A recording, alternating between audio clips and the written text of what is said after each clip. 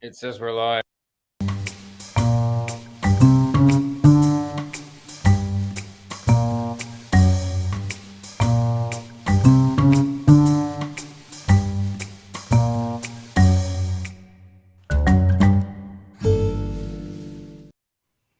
Hey, everybody. Yep, it is Wednesday. Grab your goat, grab a drink, grab some popcorn, because it is time for the Witches Movie Coven. Yes, indeed. The Witches Movie Coven, where witches, 5 of us, talk about witches in movies. And tonight we are going to talk about the 2020 film, The Coven. No, The Craft. I'm multitasking. The Craft Legacy, the second one in the series. But let's check in. My name is Patti Negri. I am one of your hosts. You might know me from Ghost Adventures. You might know me from now the Ghost Finders. You might know me from my beautiful The Witching Hour podcast. But let me introduce you to my beautiful co-host. Let's start with Heather. Heather Greene, a writer, a journalist, and the author of the ultimate book on witches in movies. Yep, that's me. That's quoting Courtney. That's me. That I am Heather Greene, and I am a editor at Llewellyn. I am a freelance journalist as well, covering occult, and of course, I did write the book Lights, Camera, Witchcraft, which covers the history of witches and witchcraft in Hollywood movies since the dawn of its time. And it's fabulous, and it's very, very big, and it looks good on the coffee table. Next, I'm going to go in a circular sync, just like they do in the movie. Richard-Lael Lillard. Yes, hello. I am, of course, Richard-Lael. Richard-Lael is one name, not two. If I were just Richard, I'd be... Never mind. I am known as the Gentleman Psychic, and I'm here in New Orleans. So, yeah, that's that. Okay, I'm sorry. I'm playing here. I'm going to set my phone down because it's not working. Okay, Courtney Buckley. Hi.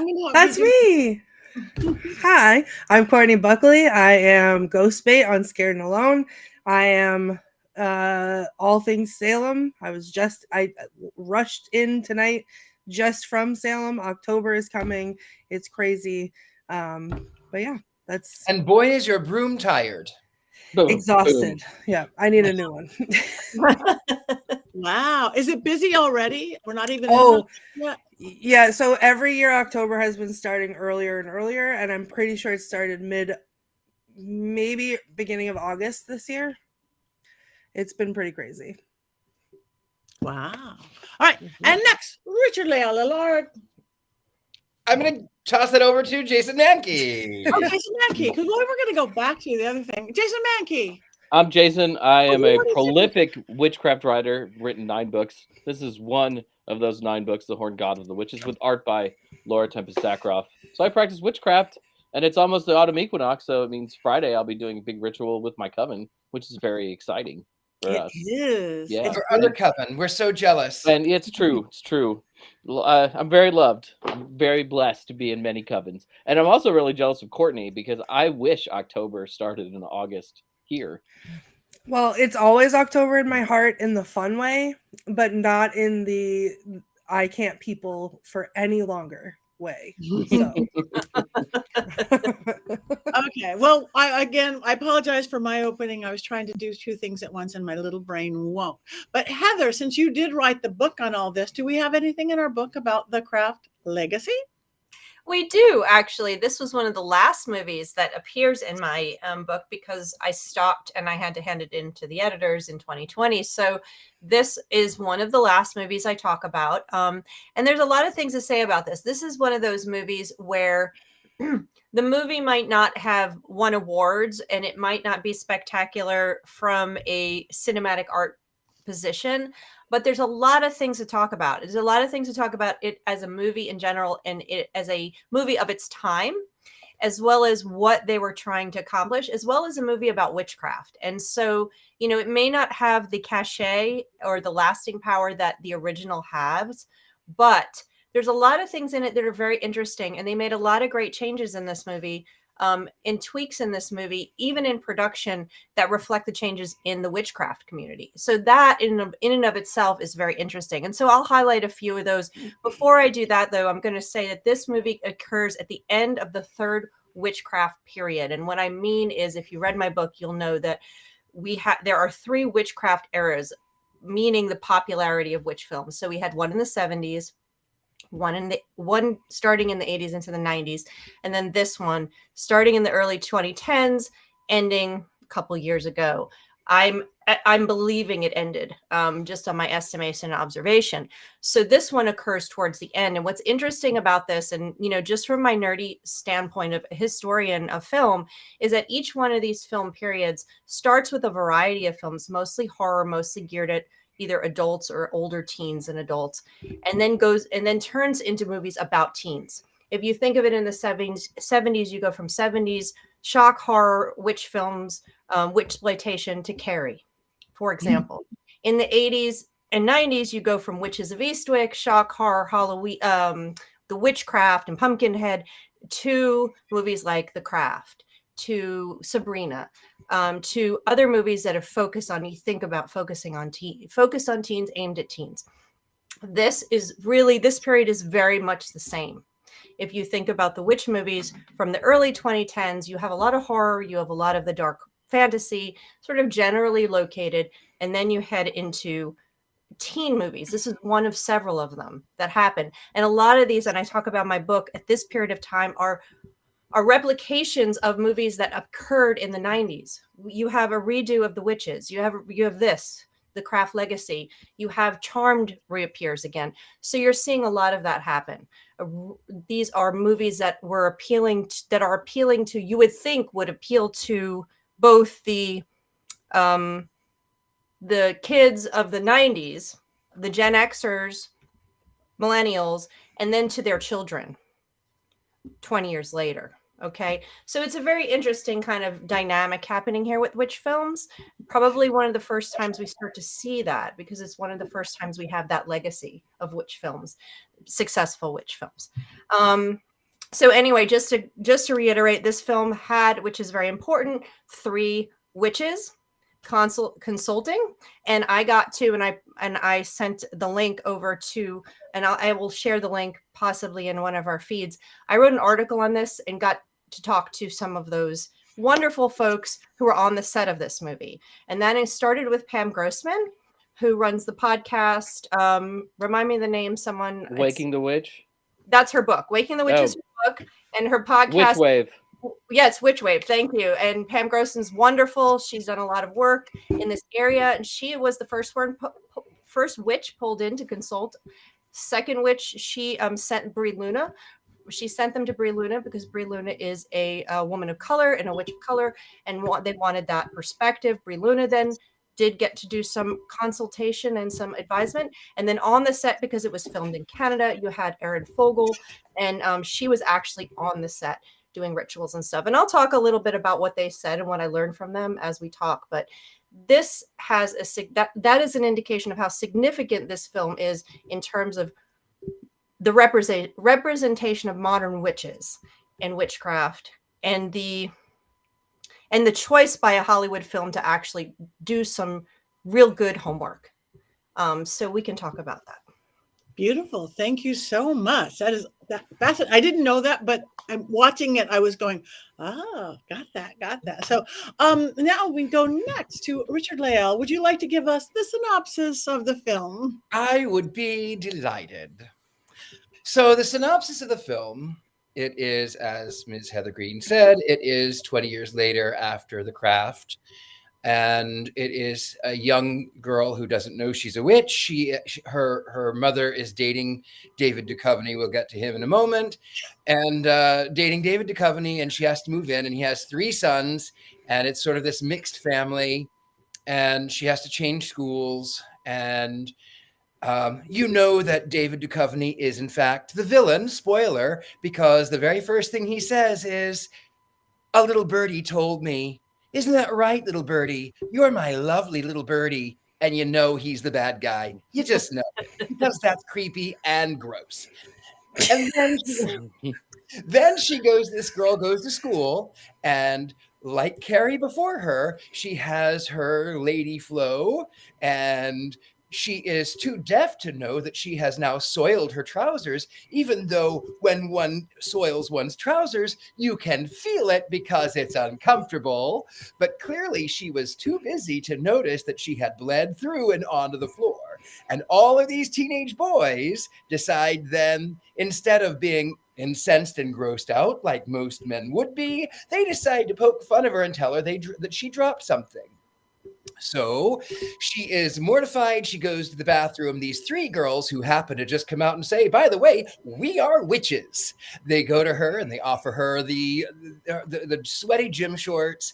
And then the next thing you know, there's a little bit of fighting, and there's a douchey guy who's had an affair, a love affair.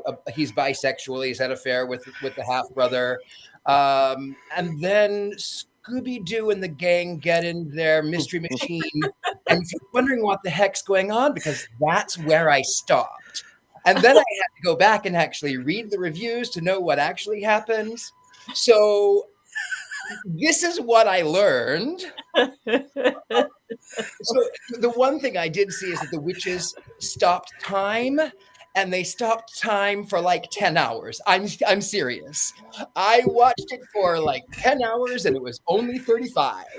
Anyway, so the witches, they come together, and they're excited that there is some sort of mind control or whatever.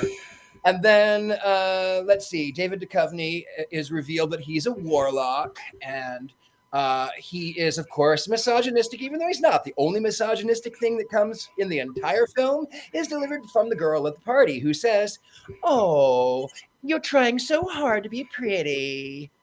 And of course, then the witches make her bump her head, because that's what witches do.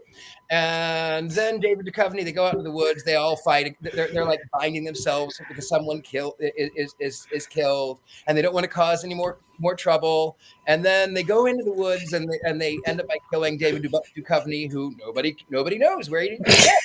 He's apparently the celebrity with 3 sons, but nobody gives a care because he's just a douche, okay? And then roll credits. You shouldn't marry a wizard, a warlock. The end. Roll credits. That's it. Yes. And I have a list of things that I'll save that. I have a list of things I would rather watch than this movie. That was the most unbiased recounting of any movie I've ever heard in my life. Fully unbiased. I liked it a lot. Unbiased. I loved that retelling. I'm disappointed you missed the My Little Pony segment at the end of the movie. You probably don't know the friendship, the magic is friendship thing. Friendship is magic. Friendship is magic, and magic is friendship thing at the end, with them all coming together and bringing together and saving the whole. I'm sorry. I watched many My Little Pony, and I could not. That was definitely a My Little Pony moment at the end. Sorry. I will tell you exactly the 10 things I would rather watch than Kraft mac and cheese. That's what I'm calling it. Okay, this is my list of things I would normally save my critique, but I can't. Things I would rather watch than tonight's film. Number 10, The Muppets Wizard of Oz. Oh, that's rough. Number 9, The Witch from the Sea. Number 8, paint drying. Number 7, boy band witches. Oh No. Hold on. Yeah, hold on. Number 6, peeling linoleum. Number 5, Barney and Friends. Number 4, Fox and Friends. Number 3, Wicker Man with Nicolas Cage. That movie does not exist. Number 2, The Sword in the Stone. Number 1, Gene Wilder in Willy Wonka and the Chocolate. Okay. Now okay. Wait a minute. Hold on. I feel like I'm going to bow out of the show now. I don't know if I can be seen. I'm backing away. Hold on. I gotta get my spray out. Yeah. I wasn't here last week, so I missed the whole Charlie and the Chocolate Factory debate. Can someone fill me in on that? Yes, I'll tell you. I hate Gene Wilder's version of Willy Wonka and the Chocolate Factory. I hated every second of it. And I liked better the Johnny Depp version, even though I couldn't stand his George W. Bush voice. Which was done on purpose. Which was done on Which purpose. we've since learned. I agree. Is that controversial? What? And I'm taking What? Jason. We got together, Jason. I'm done. I'm done. I'm just done. You know, we did a year. We got through a year of the show, and now our differences, I think, are just too stark. I don't know. All right, Jason. While we are there, why don't you talk about the? Well, you have laid across the mark. Okay. No, I like this movie. It is not a perfect movie, and I have many critiques of this movie, but I also have many critiques of the original. What I like about this movie is that it shows witchcraft for what it is. It's empowering, and it empowers these young women to stand up to bullies and to be the best versions of themselves. Also, there's lessons learned from the original craft where you want the four girls to get along and to be best friends, and in this movie they are. And yes, friendship is magic, and it sounds like My Little Pony, but I love that about it. This movie in some ways reminds me of Hocus Pocus 2, which also sort of retcons the witches from the original Hocus Pocus, makes them sympathetic because the crowd likes them, and that's what we get in this movie. We are meeting expectations by having all of these girls be friends and get along, and that their antagonist is not one of their own. The antagonist is somebody who is truly terrible and evil in David Duchovny, and there are things that are wrong with this movie, and boy, my sort of summary of it at the end really hits on a lot of those things. But as a representation of where a lot of witchcraft is in the year 2020, I think it's very, very good for that. Thank you. I will go next. I agree with that. I really liked it. Some of the stuff that I liked is it took me back to high school because I started at that age too with my craft work. And that in the beginning, when everything is great and those girls that I could do anything, I could be anything, and look at what we could do, that whole empowering thing.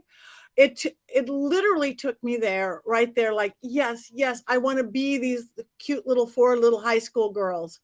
And I really, really enjoyed that. So that made it that much harder when things went bad. I got invested in these girls, and then when they broke up, it hurt. It's like, no, don't leave her go. She wasn't that bad. She didn't do it. It was the boy. I in these kind of horror films, I don't usually get that involved in it, and I did. The only part that was really hard for me is that David Duchovny being a bad guy. I love David Duchovny. Since X-Files, since California, I got a thing. I got David Duchovny, and him being so evil and hard and whole was really, really hard for me. But I love the girls. I love the craft. I was like, oh, that's good. That's good. I mean, of course, it turns into like, I haven't been able to stop a bird personally or stop time on my own, but we're working towards that. I just need me some nice high school girls to work with. But I do know because I do a lot of seances. And I work with a lot of teenage girls. I work with with Awesomeness Television, and my YouTubers are literally that age. I don't know how old the girls really were, but the age they were supposed to be. And you do have high life force. I mean, that's when the poltergeisty stuff, that's when the really magic-y stuff. So I felt it all. Again, not to the point of stopping time and stopping people, but I like the relationships that they created. I like the empowerment they created. It's just, they should have. David Duchovny can't be that evil. He can't. That's it. All right, so I'll hop in. Full disclosure, I watched the whole thing in a way, but I pulled the Richard-Lael, and while I was driving to Salem tonight, I was listening to it, and then when I got there, I stopped and watched the second half of it. So I did miss out on some of the visuals in the beginning, but I'm a big fan of Blumhouse. Or however you say it, Blumhouse, whatever it is. But Blumhouse. I'm a big fan of Blumhouse. I love pretty much everything that they put out. I didn't hate this movie. I feel like I should be wearing my Heather t-shirt that says I didn't mind it. I had a lot of problems with the first one too. I know it's a classic, and I do love it because it's nostalgic, the first one. But just like Jason said, I feel like I didn't like the Mean Girls aspect of the first one, like where they were at each other. Like I didn't like that part. I wanted them all to be best friends, and in this movie they were, and that felt good and empowering. And then just like Patty, like David Duchovny to me was not a good villain. Like I love David Duchovny, he did not make a good villain. He was not scary enough to be the character to me, the character that he was. He gave me like creepy, weird, funny uncle vibes and not like scary in the woods warlock vibes. And so that kind of took me out of it a little bit. But I do like that they had a common enemy outside of their group. I thought that was great. And they still had turmoil between each other, but it felt like it was for a good reason. Like it wasn't for stupid petty stuff. It was because they were trying to be better. So they, there was that turmoil, and I like that part. So overall, like I didn't mind it, but I feel like David Duchovny was not the choice. I love David Duchovny. He was not the choice. Thank you. All right. Who wants to go next? I'll pop in here and talk a little bit in response to you guys and what I learned from the folks that actually were on the set, and also from reading a lot of other interviews with the director, Zoe Lister-Jones. So her a lot of what you guys are picking up on, it was her point. Her point was to take the problems that she had with the first film, one of which was the anti-feminist perspective of the girls infighting with each other. And then, of course, having this male god, Manon in the first one, and then the turning of Nancy at the end and stuff. And some of the problems that I had with it, she was trying to rectify. She was trying to make it a feminist film. This was a feminist, distinctly, purposefully a feminist script, which meets the time, because we're coming out of the Me Too era, or not coming out of it. We're arriving from the Me Too period of time where we had that a few years ago. We're seeing more engagement and attempts to represent diversity. We're seeing that in this movie, which was not in the first movie. That movie was reflective of 1996. This movie is reflective of 2020. So you see the diversity, you see the distinctly very strong feminist perspective, the idea of representing witchcraft accurately in a way. Yes, there's some stuff, we don't stop time, etc., but there's some stuff that is still movie magic. But having three, not one, like most films, having three consultants on the set was purposeful, and she wanted it that way. The woman that was on the set was actually on the set, not doing the script work. Erin Fogel, she actually did rituals to open the set production and close the set production every day. She would be there when they would do their magic work to make sure that they didn't actually do something, because as she says, energy doesn't know, the universe doesn't know whether it's real magic or whether it's magic for a script. It's all done, and you could do something that could be problematic. She was there for that. She also would work with them and she also would work with the actors privately to make sure they got the feeling of doing ritual. They got the feeling of what energy work was and magic work was. So she was really actively working. And I think that's obvious. And I think that's a lot of what we're picking up on too. So this movie isn't perfect in my mind either. Just like you guys said, neither was the original Craft, but it meets its time. It really does. And that is what I love to see. I love to see it meeting its time. I love to see it doing the witchcraft stuff, the representation, the feminist aspect of it. Yeah, David Duchovny, that was disappointing. I was an X-Files fan too, so I'm with you guys on that. I was like, oh, okay, well, whatever, we'll get over that. But I love to see a movie, even if it's imperfect, even if it's not going to win Academy Awards. It's not. It won't. No, it's not. But I love to see it hitting its point. It's hitting its moment. And it's not going to have the legacy of the original Craft, because the Craft broke social and cultural barriers at the time. It was something, it had a much more stronger emphasis. It was doing something more drastic.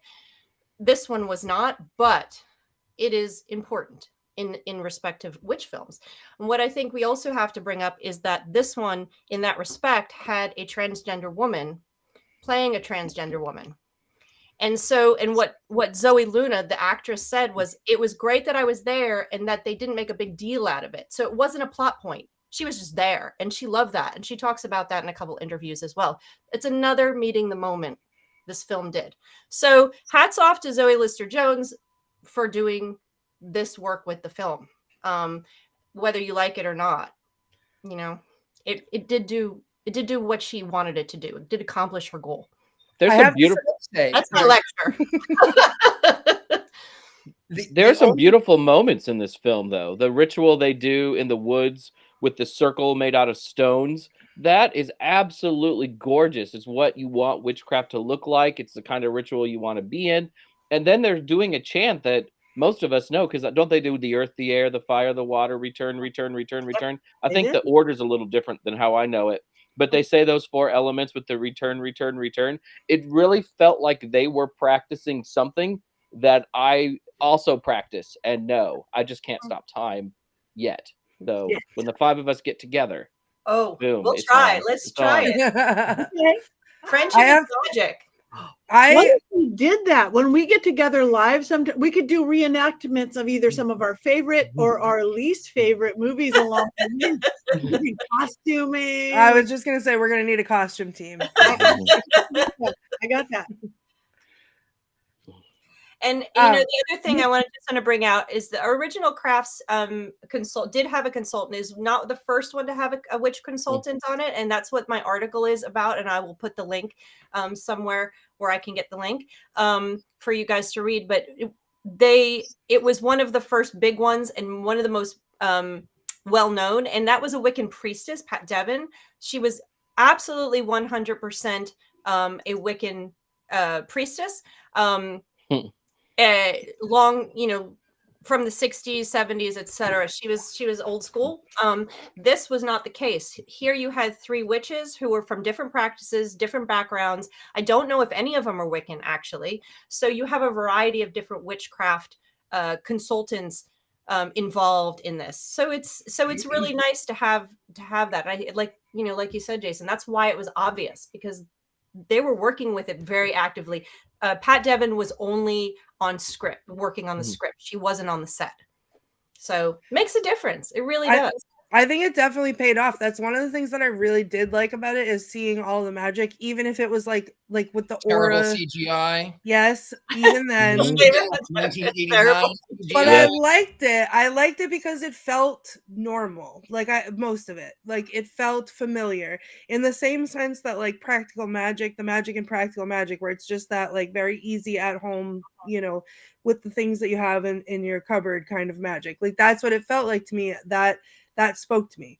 So I think that they did do a really good job. And I will say that like watching the movie, one of the things that I did appreciate about it is that it was not a sequel. It didn't feel like a sequel to me while I was watching it.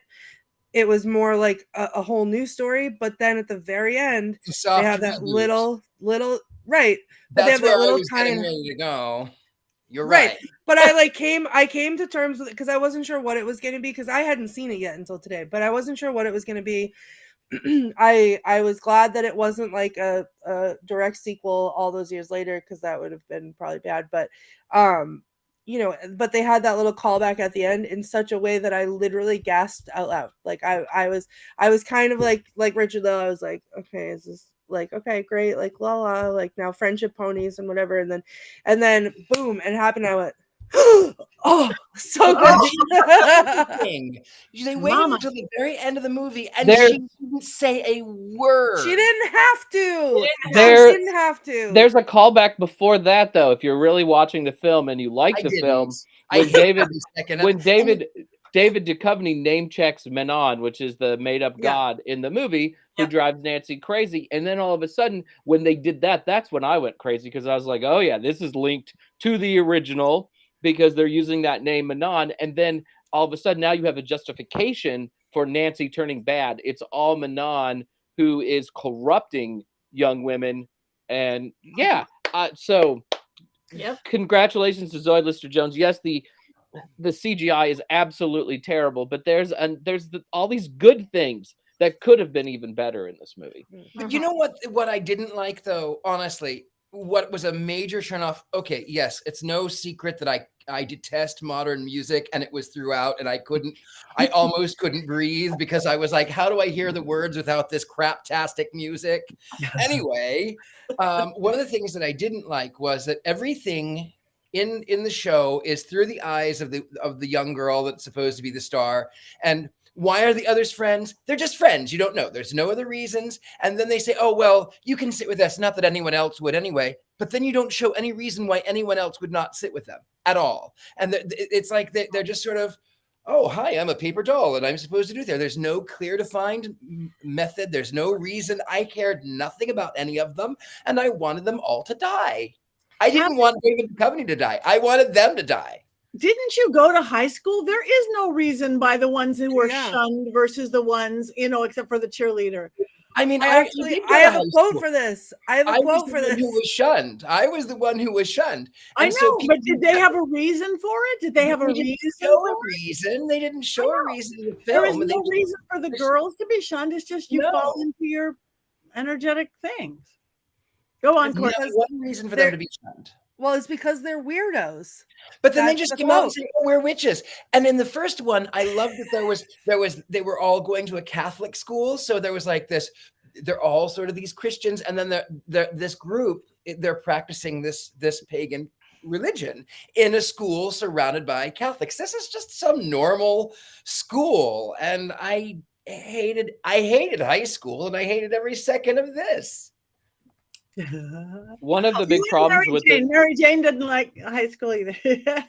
I didn't like it either. One of the problems with this movie is that 3 of the characters are not developed at all. They're so poorly developed that they don't even have last names.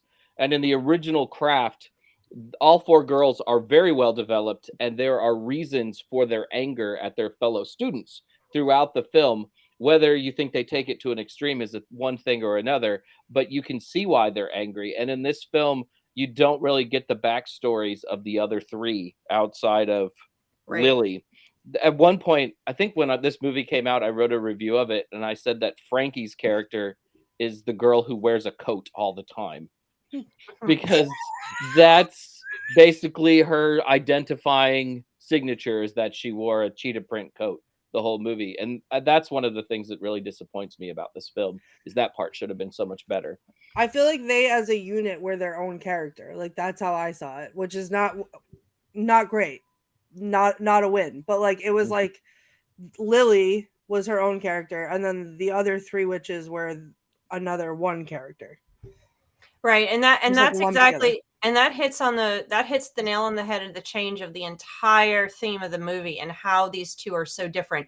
The others were negotiating. The original was negotiating personal relationship to power. Each witch was trying to figure out their own power. Witchcraft was the tool to get there. The unit of them was secondary. The unit of them working together was secondary or non-existent, really. It was only for the purposes, because you got those stories, those backstories. Not, in fact, some of those backstories were even dropped. They weren't even as developed as they filmed. Like, they dropped Rachel True's, more of Rachel. She was the least developed in the original film. They dropped some of hers, but that was what we, and some of the other characters, well, that was the point of the film, is each character's reason for finding witchcraft. Again, 1990s, we're discussing these girls trying to find their power after being oppressed or harmed in some way. That's what that film was about. This movie was about them as a unit. So they never really developed the characters. And I agree. That was one of the things. It's like, she shows up, Lily, she's struggling. We see her family life, and all of a sudden these 3 girls show up, and now within seconds of the film, they're this unit. And it's them being a unit. It's friendship is magic, which is the point of this film, to overcome the patriarchy. It's women overcoming the patriarchy. It's different, other than the Lily story. And that was a little bit of a balance problem. But the only misogynistic thing in the entire 30 minutes that I watched, maybe 45, it came from It came from the one girl student, and it was at the party, and she says, "Oh, you're trying to be pretty and you fail." Like it's the only misogynistic thing could happen there. And then of course David Duchovny, he's supposed to be this misogynist, like hateful guy, and then they make the one brother gay, but really they should have made the other one the problem, and like that way then you could understand, well, my father is homophobic and he's a bigot and that's why he's here to help, and that's why it was just, the whole thing was just underdeveloped. And I tried so hard. I went back to watch it again.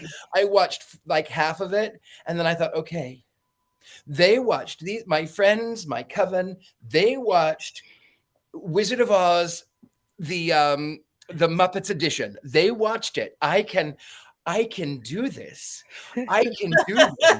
The next song comes on, and I went, nope, I cannot. I cannot.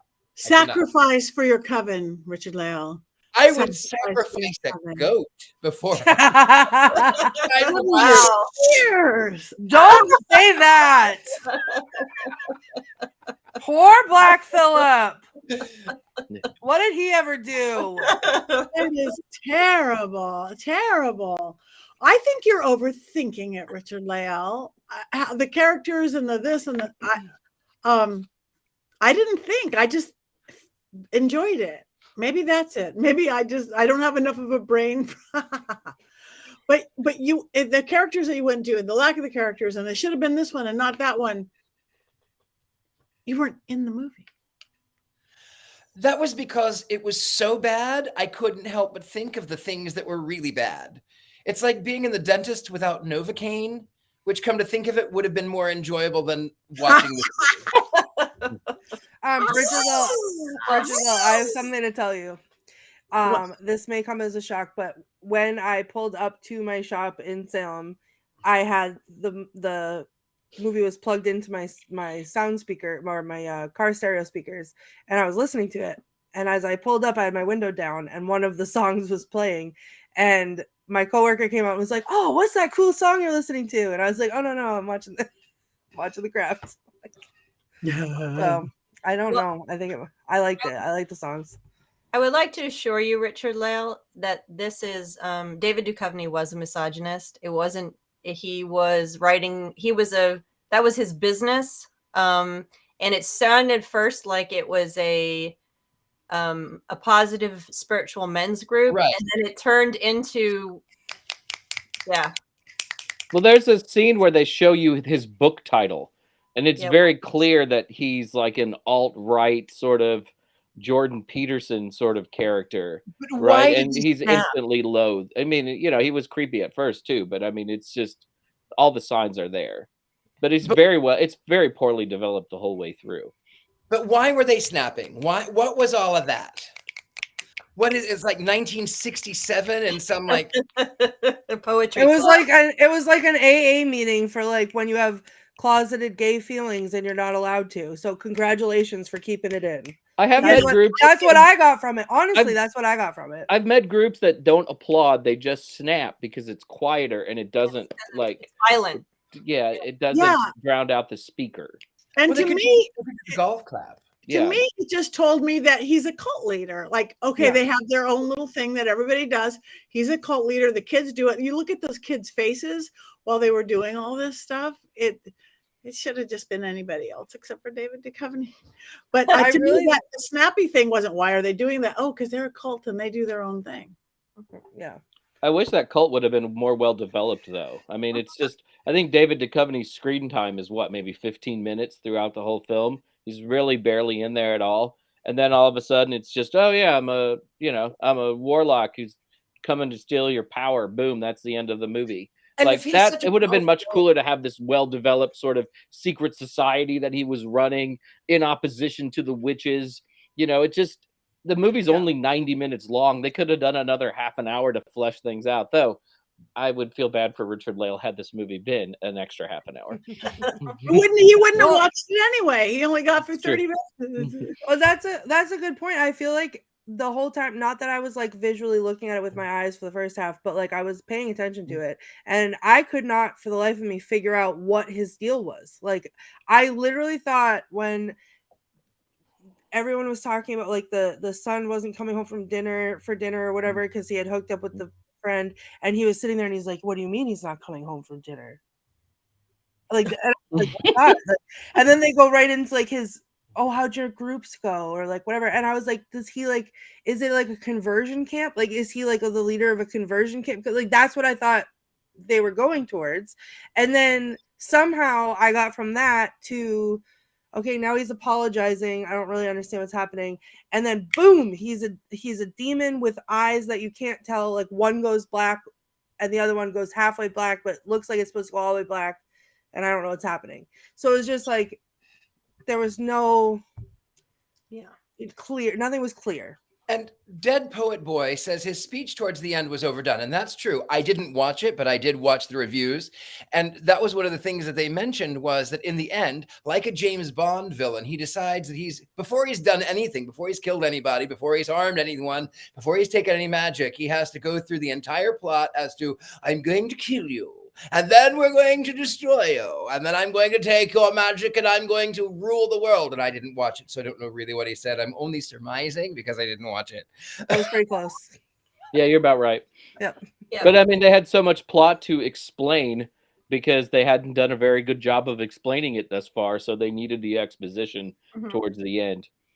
Yeah, the movie does. I agree, and the movie got lost in all of that. It was so concerned about doing these good things that we've talked about earlier. So concerned about its feminist message. So concerned about the group of girls. So concerned about all these things that it kind of lost its ability to tell its story, and that is where it failed. And that's why, it's not going to be. It's not as powerful as it could be.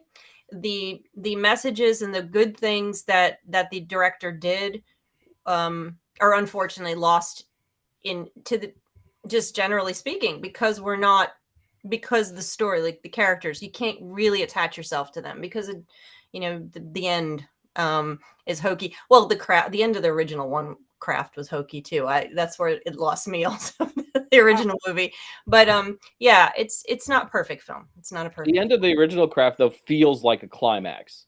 Right? Yeah. I mean, all of these things come to a head. It's big. There's a lot of magic going on. And I didn't feel that in this film. Like it's just sort of a little speed bump and then the movie's done. Right? It doesn't have this big sort of explosion of everything at the end. Like it would have. Yeah. And nobody went looking for him. I mean, he's supposed to be the celebrity men's mental health guru. And then he's got 3 boys and he's got a girlfriend who's the girl's mother. And nobody cares at the end. Oh, don't go dating warlocks. Speaking... Go ahead, Jason. Go ahead, Heather. No, go ahead. No, I was going to say, and again, the movie was so focused on them as a unit that the ending was more about them coming together and working together. Friendship is magic, My Little Pony, than it was about the conflict. So the conflict was secondary. Again, losing that power you were talking about. That's all I was going to say. Go ahead. Are you doing our movie trailer? I'm going to do the trailer because Richard-Lael has brought up everything that's in the trailer. Okay. So, all right, here we go. Deep voice. It's the sequel soft reboot that took 25 years to make, and yet still felt like an afternoon TV special. Prepare yourself for The Craft Legacy. Hang with an entirely new coven of witches. Lily, Lilith Schechner, and her friends Frankie, Tabby, and Lourdes, none of whom have last names. I guess that the last 3 are like Cher or Madonna, but without a backstory. Enjoy special effects that will have you wondering if they were created by a 5th grade computer programming class. Ponder just why director and writer Zoe Lister-Jones signed up David Duchovny for a role in her film, and then gave him an underdeveloped plotline and very little to do. Enjoy a climax that feels pulled from an episode of Charmed that will have you wondering, was that really the climax of the film? And did those girls just murder someone? I mean, really, I think they murdered someone. I think the police might be taking some witches in for questioning. Stop time in its tracks and cheer out loud when Nancy from the first movie shows up at the very end of the film for a quick 20-second cameo. We get 20 seconds of Nancy and 1 mention of Manon? That's it? Was this even a craft movie? Oh wow! Snap! Snap! Snap! Snap! Snap! Snap! Snap! Snap! No, snap. we're not a cult. We're a coven, not a cult. Can I just say my favorite part was like, and did not give him enough to do. That I was can't. brilliant, Jason. That was brilliant, and Thank you. and so well put together. Is there going to be a third? God, I hope not. I'm If- gonna. If there's a Satan in hell, I will say no. There is not. I feel like I would watch another one, I would. but it would be a very specific. Like it wouldn't. I don't want to see the same thing with a new villain. I would like to see almost like a prequel to this one, and just have it focus on the girls. Like I would watch 2 hours of their backstory and them becoming friends and them becoming coven and like whatever, and have it be the craft like pink sparkly edition, not scary, like whatever. I think it would be fun to see that, but I don't. If they tried to do this again the same way, I feel like I would not watch it. Part of How the would reason you they know were unless you watched it? What? How would you know unless you watched it? Well, I probably would watch it, but I would be upset about it if it was the same. How do you know? You didn't watch it.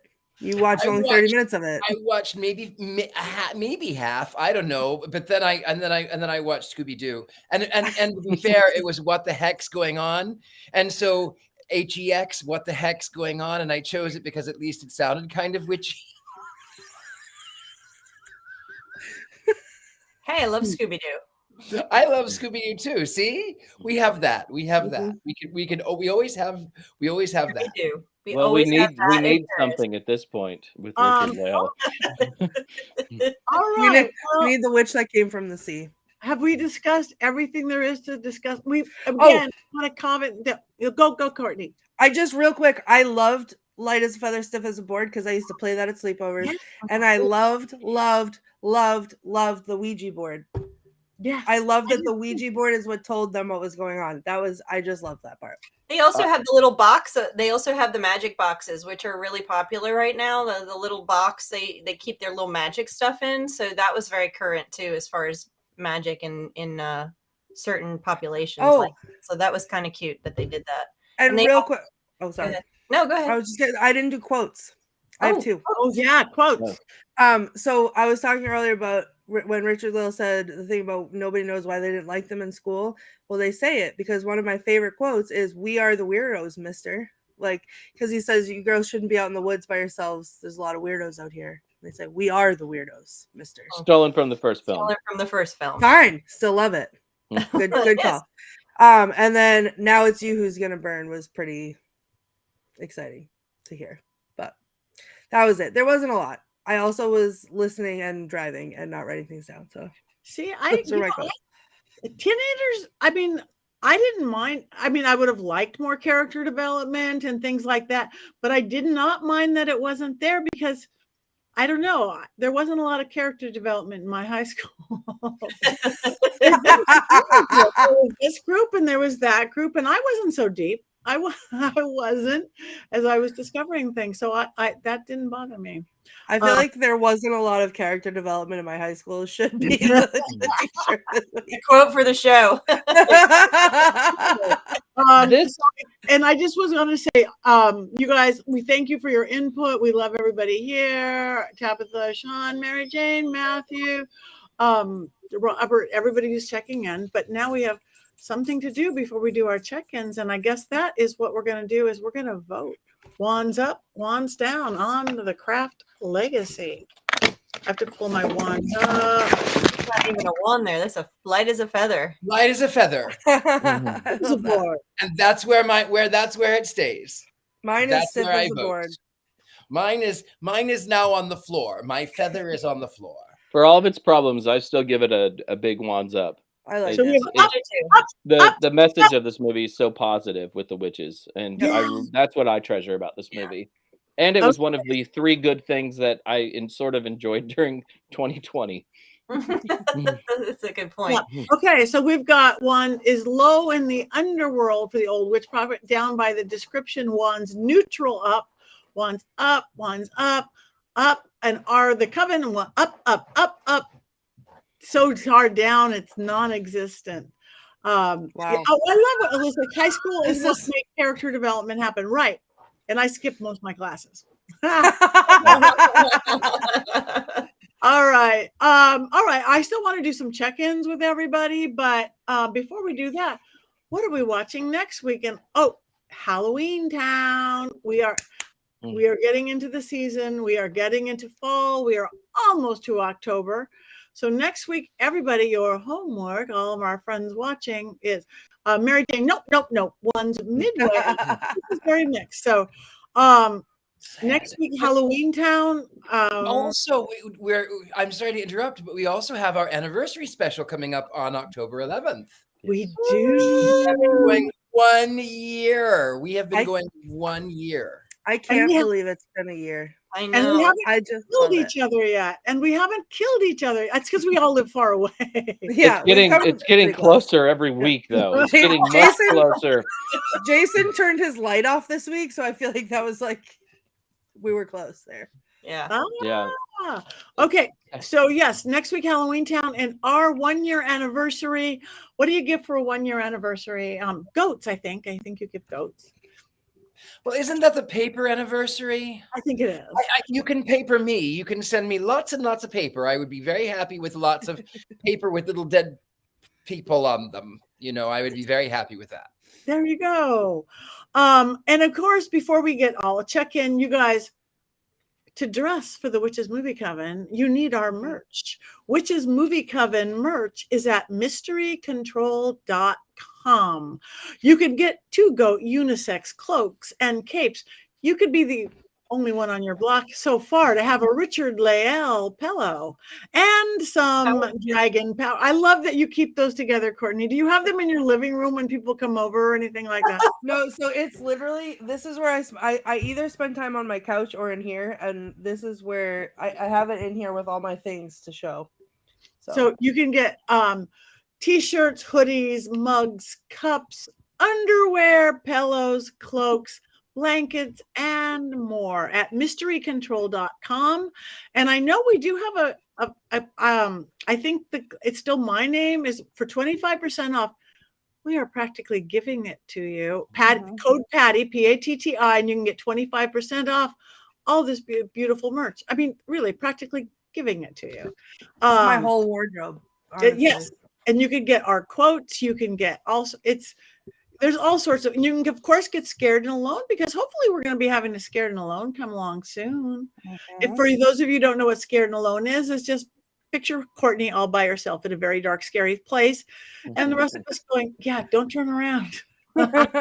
Or turn around, touch that thing. No, thank you. And me like, it's a dream of mine to lead Courtney into scary situations on the show. Well, that's what it is. Again, we'll have to have the Witches Movie Coven night at Scared and Alone. I love that. That would be great. Yes. Let's do it. All right. So I have a couple Scared minutes. Alone says yes. Yes. And hug the doll. Alicia says hug the doll. Stop telling me to hug the doll. This is Rosie. I'll hug her. She's got a whole collection now, as we see. Shh, I have 3. Collection. You have a collection. You have a doll collection. You have a doll collection. I have a Halloween decoration collection, and I have 3 real dolls. Yeah. And not a doll who is a doll. Yep. And a whole family of not a dolls who are Halloween decorations. Who are dolls. You're gonna have more than Heather and myself soon, Courtney. That's I know. Yeah. All right. So, let's check in and see what we have going on. I'm going to do this clockwise again, just like in the movie. Richard-Lael. Hello, I'm Richard-Lael. I'll be in Youngstown, Ohio, the 26th of October through the 29th of October, and then I'll be in New Orleans. And you can find me anywhere Gentleman Psychics are sold. So thegentlemanpsychic.com, not Twitter. Now that doesn't even exist anymore. I don't even have that anymore.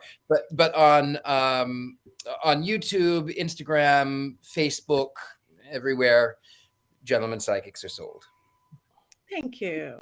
Miss Courtney. That's me.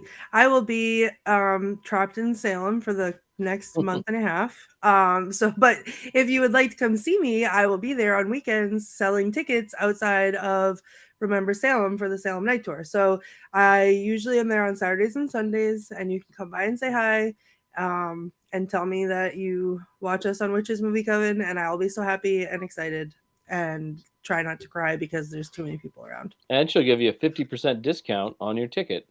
I will not. I actually won't, but maybe Jason would. So you can ask him.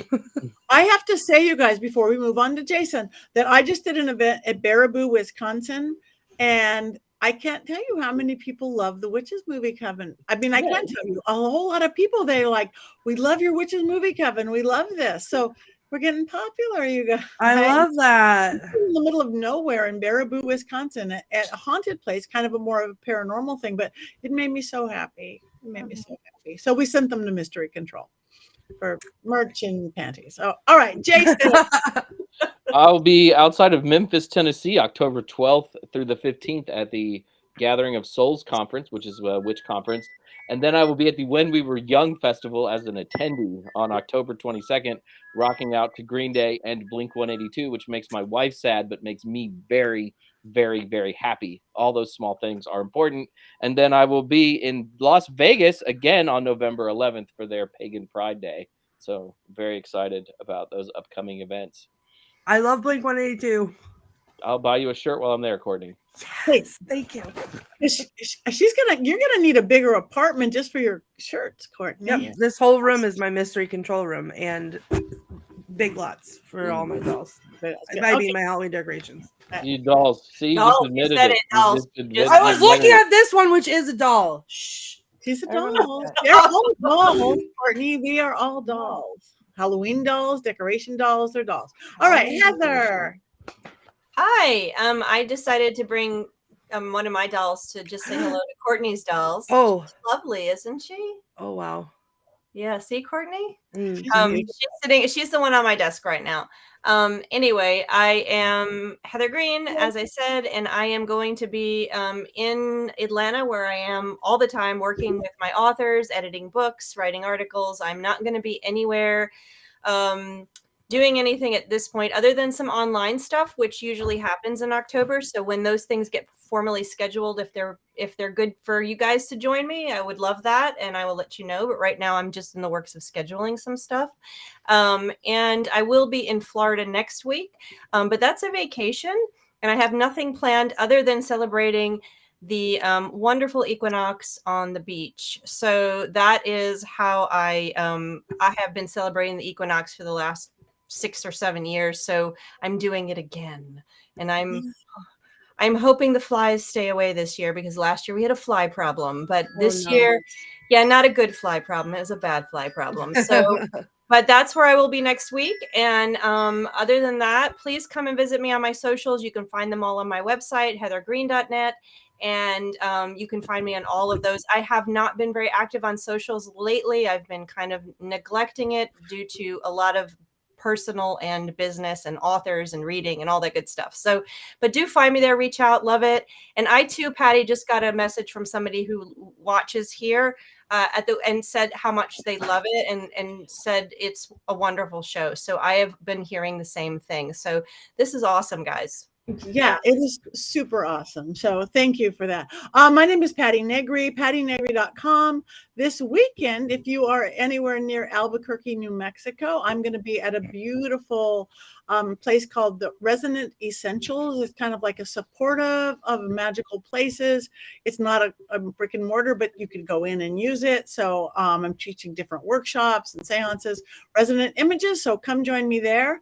Next week, I'm going to be in Massachusetts at Mass Paracon. My friend Sam Beltrusis, all sorts of cool people are going. So come on down to Massachusetts. And then the weekend after that is Orange County Paracon, which is now virtual. So everybody can go to that. I just went and recorded my workshops and stuff, so you don't have to get on a plane or a car or a bus. ocparacon.com. The next weekend is my birthday. So if you're anywhere near LA, Friday, October 13th, I'm actually going to be at Babylon. There's going to be a special LA ball for the Vampires Ball celebrating my birthday. It's not just for me, but it happens to be on my birthday. Been doing seances It's for you. So fun. Yeah. Yay! The super haunted Hill House with Natalie and my Paraflix crew. We're doing an all-girl paranormal group. We're going Go Girls. Because there's not very many all-girl. I think there's 2 all-girl paranormal groups doing that. And then, of course, to New Orleans, where we'll be missing Richard-Lael, because you are the talk of the town, that all the vampires are going to New Orleans and you're leaving, Richard-Lael. It's the chat of the town. And then I'm going to go to mid-Michigan. So tis the season. So the best way to see it is, thank you, Sean, is pattinegri.com. You can get to my real social medias because I think I have 20 fake TikToks. And for my people on TikTok right now, where I'm holding a little phone, it's going to be legitimate next week. I'm working with my team on that. And that's it. You guys like us and follow us, because for some weird reason, we don't know why, that makes a big difference in life. And come back next week. Tell us what movies you want to see, and make sure you watch Halloween Town in between now and then. Scared and Alone, Witches Movie Coven, Mystery Control, all of us, and we love you. We haven't killed each other yet. We're getting closer every week. Closer and closer. All right. We are at 7:00, so we have one more thing to do. What do we do? Witches? 1, 2, 3. Yeah!